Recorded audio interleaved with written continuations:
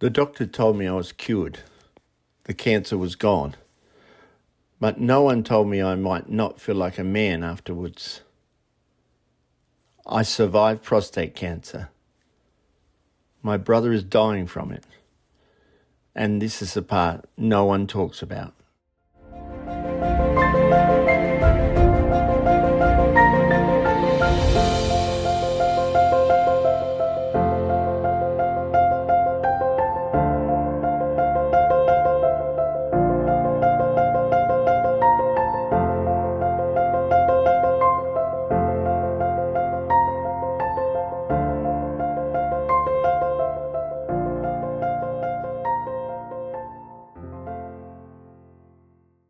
You have prostate cancer, and it's aggressive.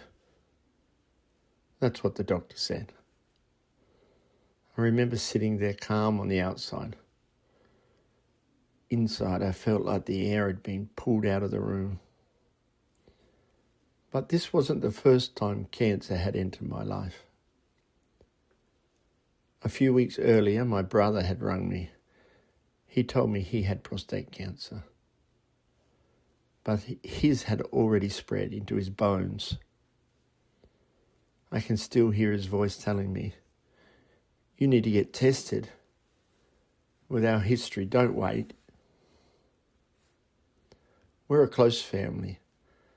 It doesn't mean we don't argue. But when someone is sick, we come together. My mum is the strongest person I know. She lost my dad when he was 59. She was 47 and left with 7 kids.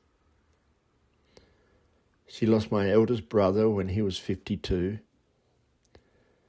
And now she watches 2 more of her sons fight the same disease. She smiles. She tells us she loves us. But I don't know how she does it. At 35, I nearly died from leukemia. At 50, I was diagnosed with a rare genetic kidney disease. Not from alcohol, not from drugs, not from lifestyle, from genes. I was the first diagnosed. Then my brother. My brother's kidneys had failed faster than mine and he needed a transplant. And just when we thought he'd survived that, prostate cancer. And his had already spread.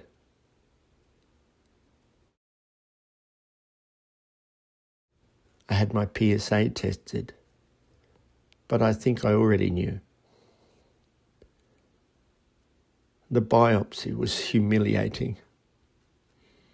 Strapped to a table, no anaesthetic, needle after needle being pushed into my prostate.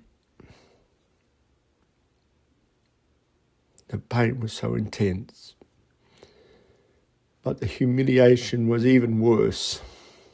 I didn't feel like a man, didn't even feel like a human. A week later, I was told it was cancer, but it hadn't spread. If I moved quickly, I could be cured. The choice was simple. Remove your prostate or risk dying, the doctor said. He explained the side effects: incontinence, a strong chance of erectile dysfunction. But the cancer will be gone, he said, and we can help you with the impotence. These words sound clinical, small, but they aren't small. They are pieces of who I am, who we are. The surgery was meant to take 3 hours. It took 10. The tumours had grown up into my bladder. When removing it, they nicked my bladder. I lost 2 litres of blood. When I woke up, I was alive. 4 days in hospital, a catheter, nappies. And everyone kept saying the same thing. The surgery was a success. The cancer's gone. Your PSA is undetectable. And I was grateful. I am grateful. But no one sat down and said, how are you feeling about what you've lost? For 3 months I wore nappies. I leaked constantly. I was embarrassed to leave the house, and when I realized I could no longer get an erection, something inside me shifted. It wasn't just physical. I felt like something core had been removed. Not just a gland, part of my identity. At my follow-up appointment, I asked, what about intimacy? What about being close to my partner? What about feeling like a man? The response was the same. It's not important. You're alive. And maybe medically that's true. But emotionally, it's not that simple. You can be grateful to be alive and still grieve what you've lost. I tried the injections, preparing a needle, injecting it into myself, hoping. But the best way I can describe it, like those inflatable men outside petrol stations, they're up, but they're not strong.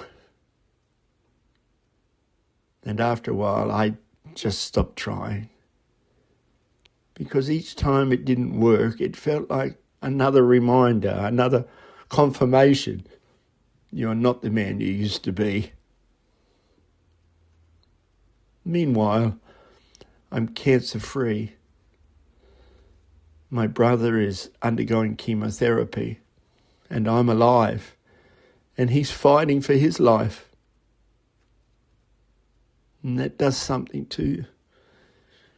It creates even more guilt. Why did I get to say I'm cured when he can't? We both protect our mum. We say the standard lines. Oh, the chemo is working. I'm fine. The cancer is gone. Because that's what men do. We carry it quietly. The depression, the shame, the fear that the woman you love might one day need something that you can no longer give. You stop initiating intimacy. She stops initiating. And slowly, you become strangers in your own bed. Yes, I was given a choice. Remove your prostate or die. I chose to live. And I would choose it again because I want to see my kids and my grandkids grow up. I want to be there for my family. I want to stand beside my brother.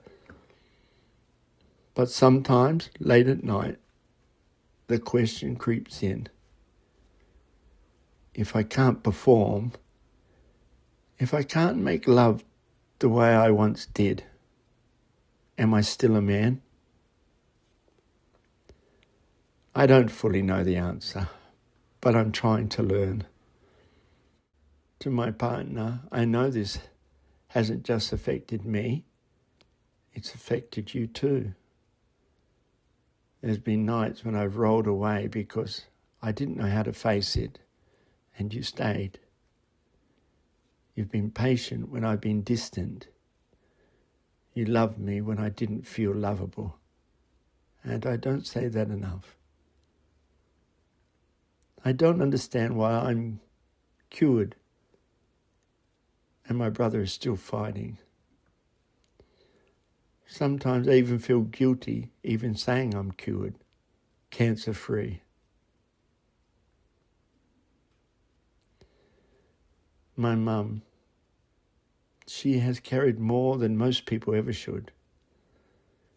You smile so we don't worry, but I know it hurts you. And I'm sorry how pain has become yours. And to my whole family, we say we're strong, we say we're fine. But this has been hard, really hard.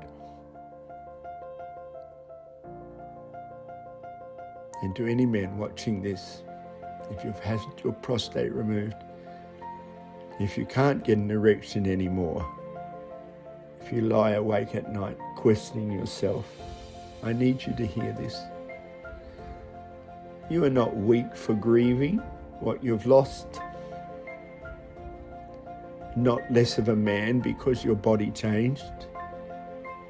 You're not selfish for being depressed even though you're cured. No one prepares you for the silence that follows survival. They tell you you're alive. They don't tell you how it feels to lose something that made you feel like a man. And I still don't fully know what being a man is anymore. But I do know this. It can't just be about performance, because if it is, the cancer wins twice. And I refuse to let it win twice. I'm still here, standing. Even on the days I feel broken. And maybe that's enough. I survived prostate cancer. My brother is dying from it. But we are loved.